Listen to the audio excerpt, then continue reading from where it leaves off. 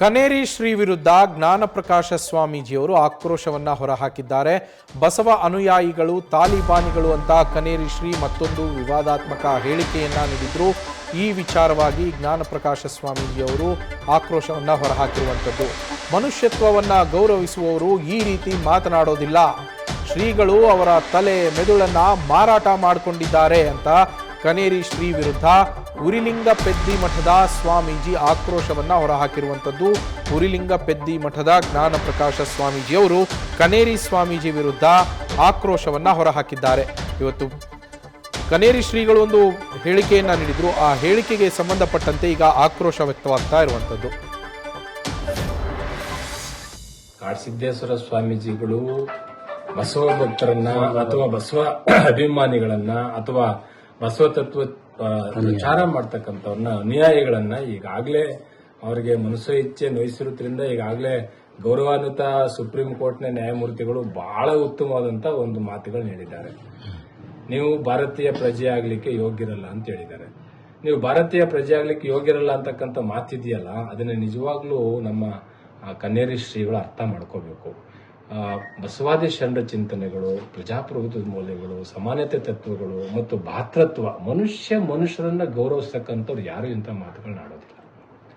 ನಿಜವಾಗ್ಲೂ ಆ ಶ್ರೀಗಳ ಬಗ್ಗೆ ಬಹಳ ತುಂಬಾ ದೊಡ್ಡ ಗೌರವ ಇತ್ತು ನಮಗೆಲ್ಲ. ಹಿಂದೆ ಸಿದ್ದೇಶ್ವರ ಅವರು ನಾವೆಲ್ಲ ಬಹಳ ಜೊತೆಲಿ ಇದ್ದಂಥವ್ರೆ.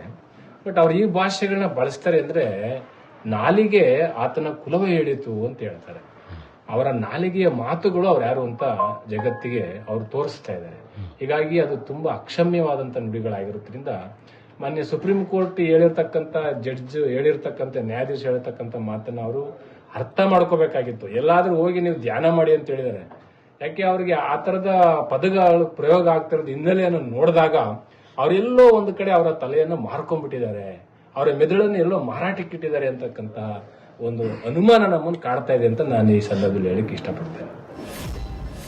ಇದು ಉರಿಲಿಂಗ ಪೆದ್ದಿ ಮಠದ ಸ್ವಾಮೀಜಿಗಳು, ಜ್ಞಾನಪ್ರಕಾಶ ಸ್ವಾಮೀಜಿಗಳ ಆಕ್ರೋಶದ ನುಡಿಗಳು.